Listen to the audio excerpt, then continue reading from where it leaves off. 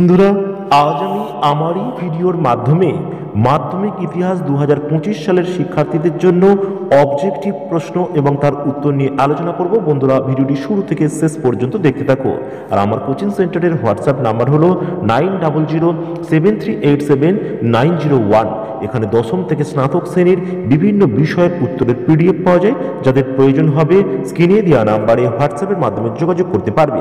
তোমাদের মোট 20টি এমসিকিউ প্রশ্ন পড়বে ক বিভাগের এবং খ বিভাগে 16টি এসএকিউ প্রশ্ন থাকবে।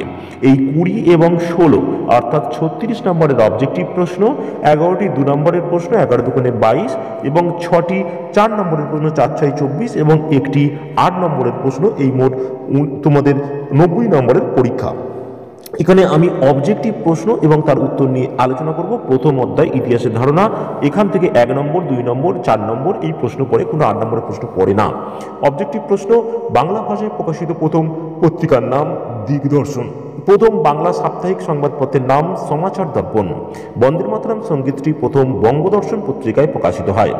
বন্দে মাতরম সঙ্গীতটি আনন্দমঠ উপন্যাসে অন্তর্গত।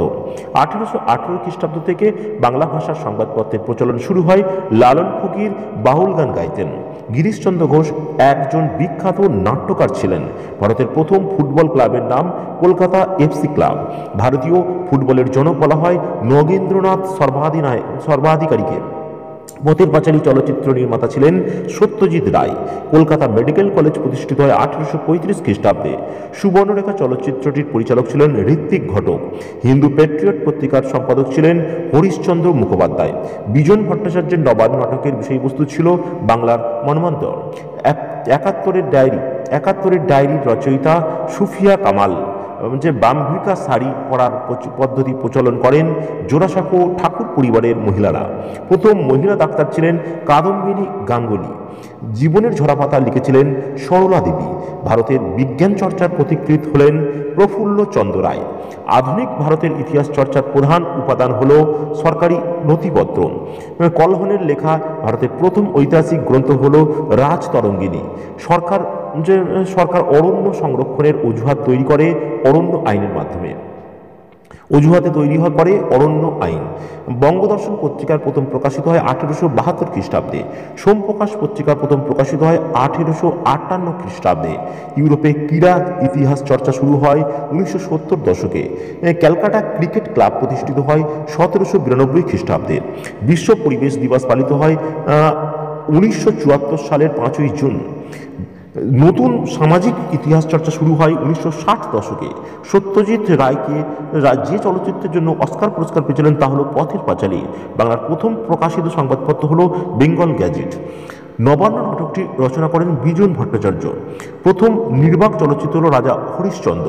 বন্দে মাতরম সংগীতটি প্রথম প্রকাশিত হয় বঙ্গদর্শন পত্রিকায়। কলকাতা বিজ্ঞান কলেজের ইতিহাস অন্তর্গত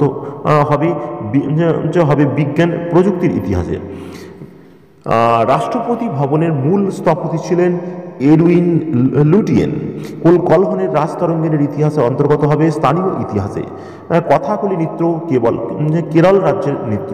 ভারতের ফুটবল খেলার প্রবর্তন ইংরেজরা। ভারতের নিম্নবর্গের ইতিহাসের জনক হলেন রঞ্জিত গুহ।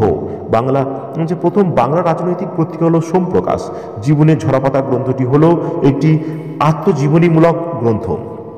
সোমপ্রকাশ ছিল একটি সাপ্তাহিক পত্রিকা এবং 70 বৎসরের লেখকের নাম বিপিন চন্দ্র পাল।